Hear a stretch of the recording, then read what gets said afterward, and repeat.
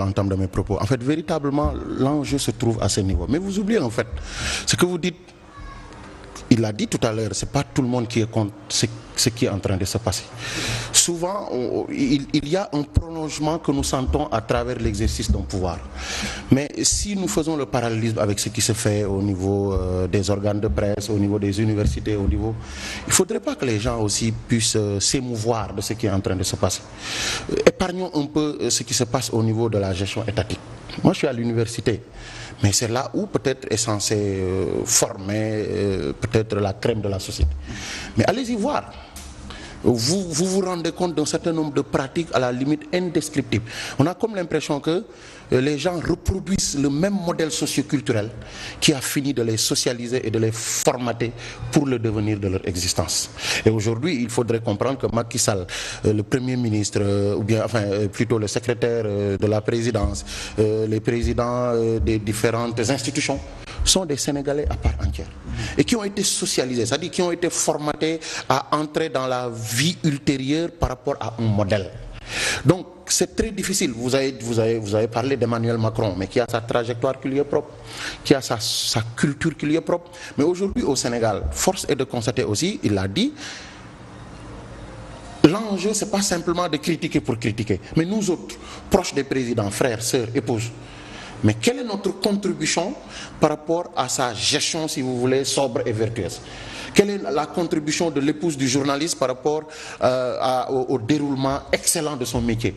Quelle est la contribution de la mère, peut-être du professeur, par rapport à sa posture, si vous voulez, équidistante, objective, ainsi de suite? Mais là, on l'oublie. Aujourd'hui, nous avons comme l'impression que c'est la société elle-même qui adoube les gouvernants, peut-être à un certain nombre de responsabilités. Mais professeur, permettez-moi de vous relancer, mais quand on observe justement le comportement social pratiquement d'une majorité de Sénégalais, on a l'impression, à la limite, qu'il y a une certaine accointance avec ceux-là qui gèrent le pouvoir, parce que nous vivons un endoctrinement des poches et une balkanisation de la langue, quoi qu'on puisse dire. On est obligé de salir. Absolument, c'est ce que je suis en train de dire. Donc, vouloir aussi, il l'a dit, le jour où le peuple décidera que les choses changent vite et au plus vite, on nous taxe déjà d'être un peuple patient. Mais vous l'avez dit, on a comme l'impression que on se retrouve même par rapport à ce qui se passe au niveau des grandes sphères de décision. Mieux, on les envie, on fait même leur apologie. Vous l'avez vu. Aujourd'hui, quand on organise de grands événements, qu'est-ce qu'on fait? Il a parlé de parrainage.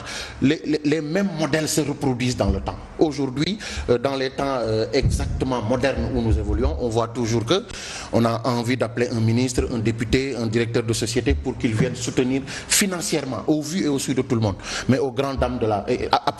À la limite même, c'est comme si on était en train d'offenser psychiquement, psychologiquement et moralement la quiétude de la population. Et à ce niveau précis, donc, ne nous plaignons pas. Moi, j'ai comme l'impression qu'il y a une infime partie qui est consciente de ce qui est en train de se passer. Au contraire, comme je reprends la chanson de Alpha Blondy, on a comme l'impression que le peuple meurtri fait semblant d'être content. Mais bon, si ça peut continuer. Alors, il y a cette passivité peut-être de la population sénégalaise, peut-être qui est due un peu à la pauvreté, parce que les hommes politiques l'ont compris. Ils mettent en avant aujourd'hui la politique du ventre. Peut-être c'est pour ça, aujourd'hui, pour comprendre un peu pourquoi les Sénégalais s'indignent en silence. Vous savez, j'ai lu, et c'est très récent, ce document du PNUD sur l'indice de la pauvreté, et qui ne concerne pas que le Sénégal, même si le Sénégal a reculé de 2 rangs, qui ne concerne pas que le Sénégal. Sur l'IDH, oui. Et l'avant-propos est quand même assez surréaliste, parce que vous avez l'impression qu'il s'adresse à un pays qu'on connaît très bien. L'avant-propos dit exactement que l'état de l'économie et les inégalités poussent les peuples à se soulever contre les régimes. On ne cite aucun régime, bien entendu. Mais quand vous entendez ça, et que vous dites l'état de la colère sous-jacente dans ce pays-là, à un moment donné, ça va prendre, puisqu'il y a tellement d'inégalités, il y a tellement d'injustice. On l'a encore expérimenté il n'y a pas longtemps. On l'expérimente encore aujourd'hui avec ce débat qui est sur la place publique. Je pense qu'on peut crever l'abcès. Ce débat qui est sur la place publique où on entend des gens parler de milliards, c'est-à-dire de réclamer leur part du gâteau parce qu'ils ont investi. pendant la campagne du président de la République. Dire parce que j'ai investi, parce que j'ai même donné de l'argent à des ministres, donc il me revient aussi en tant qu'opérateur économique. Tous les opérateurs économiques n'ont pas la possibilité d'avoir des parts de marché dans les intrants agricoles, dans l'arachide, la semence. Vous voyez le business qui est fait sur ce qui est le plus fondateur de notre société, c'est-à-dire l'agriculture, l'arachide.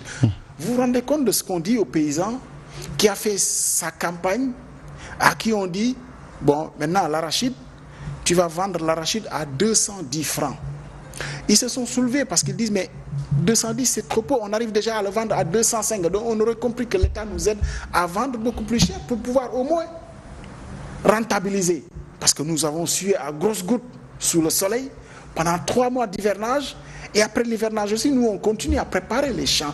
Vous voyez, cet agriculteur-là, vous le lui dites, mais vous entendez à côté un débat d'une mafia, parce qu'il n'y a pas un autre nom pour l'appeler, de gens qui ont accaparé les richesses qui devraient aller à développer l'agriculture. Le Premier ministre, le dernier, ça paraît loin, parce que vous voyez, le Sénégal n'a plus de Premier ministre. Le dernier, Boun Abdallah Dionne, à l'Assemblée nationale, un de ses derniers discours dit que l'État a investi 387 milliards pour soutenir l'agriculture. Je cherche encore le paysan qui a senti cet investissement-là, en tout cas dans son rendement. On se lève, on nous dit qu'on a fait des millions de tonnes en riz, en arachide ou autre.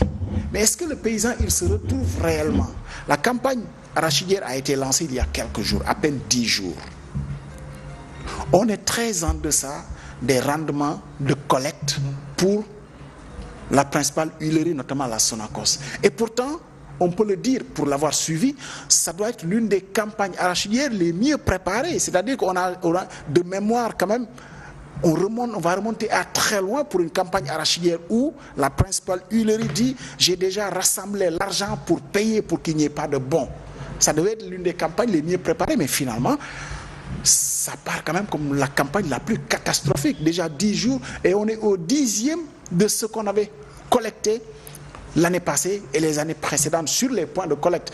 Les paysans eux-mêmes ne veulent pas aller sur les points de collecte puisque 210 pour eux, ils peuvent rester chez eux, garder leur arachide, on viendra le chercher, des opérateurs privés bien, mais tout ça, c'est de la mafia.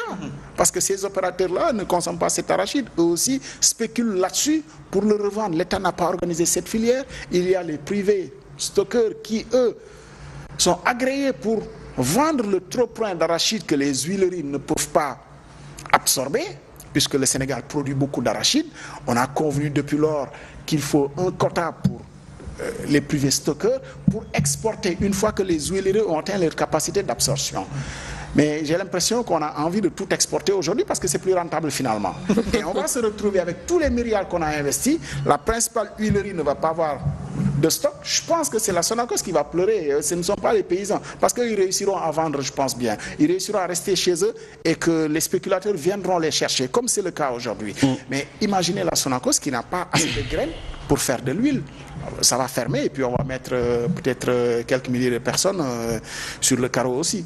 Ouais, c'est assez compliqué, hein, c'est assez compliqué. C'est pas compliqué, on rend les choses compliquées parce qu'on ne fait pas ce qui doit être fait. C'est pas du tout compliqué parce que quand vous savez le pouvoir de l'argent peut tout régler, hein, et c'est pas très compliqué. Il faut avoir le courage et la volonté politique de le faire. Parce que la volonté politique, là, vous voyez, et c'est là où la volonté politique manque. Qu'est-ce qui empêche le président de la République?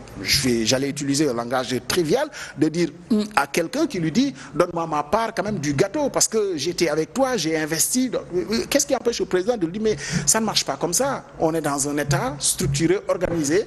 Si tu veux avoir ta part du gâteau, autant le considérer comme ça, passer par les voies normales. Mais vous voyez quelqu'un qui emprunte des raccourcis et qui demande à ce qu'on lui donne parce qu'il a investi. C'est très bien. Alors, professeur, à ce niveau, Ablaye, il a fait le développement qu'il fallait à ce niveau-là, mais est-ce qu'on n'est pas en droit de se poser la question de savoir mais dans quel pays sommes-nous? Parce que quand on regarde un tout petit peu quelques faits, c'est un ministre conseiller qui, venant des États-Unis, s'était déclaré candidat à la candidature à la présidentielle de 2012. Aujourd'hui, il est devenu ministre conseiller et qui récemment disait que le président Macky Sall devait rester président à vie. Oui. On voit aujourd'hui également l'investissement fait au niveau de la réfection du building administratif. On annonçait au départ 10 milliards, 12 milliards. Aujourd'hui, on est à près de 40 milliards il y a, quand on regarde également le nord du pays, qui vote massivement juste depuis 2012 pour le parti au pouvoir, pour la coalition au pouvoir, aujourd'hui c'est pratiquement 1 800 000 familles qui sont menacées d'insécurité alimentaire. Et quand on regarde également d'autres cocktails, on a l'impression qu'en réalité, dans ce pays, c'est un brouhaha où véritablement on a du mal à se retrouver, malgré le fait qu'au sommet de l'État, on dit que tout va bien, pour reprendre les propos du ministre de l'économie. Oui, vous dites dans quel pays sommes-nous? Je vais un peu taquiner l'autre, on est à Noumélan. Oui, rien d'autre que ça. En vérité, tout ce que vous venez de dire, le portrait que vous venez de dessiner, mais tout à fait clair, tout à fait pertinent.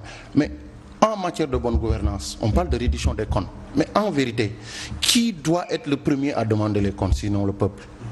Et vous l'avez dit, toutes les élections qui se sont déroulées ici, presque dans ces zones où on note beaucoup plus de problèmes, beaucoup plus de complications et d'inégalités, le camp du pouvoir est sorti vainqueur.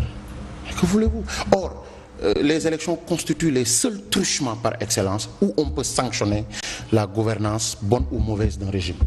Mais si à ce titre et à ce niveau-là, et dans ces domaines précis, le peuple, il a dit, renouvelle sa confiance, n'est-ce pas, à ceux qui nous dirigent, forcément il y aura encore une perpétuation. Et elle a parlé de politique du ventre, mais au-delà de ça, moi j'ai comme l'impression que c'est, pour revenir encore au concept de Ndoumbelane, tant qu'on a un parent proche, tant qu'on a un ami, tant qu'on existe dans le système, il faut applaudir, il faut encourager, il faut, si vous voulez, exalter ce qui gère ce pays-là. Par contre, à chaque fois aussi, parce que c'est un éternel recommencement.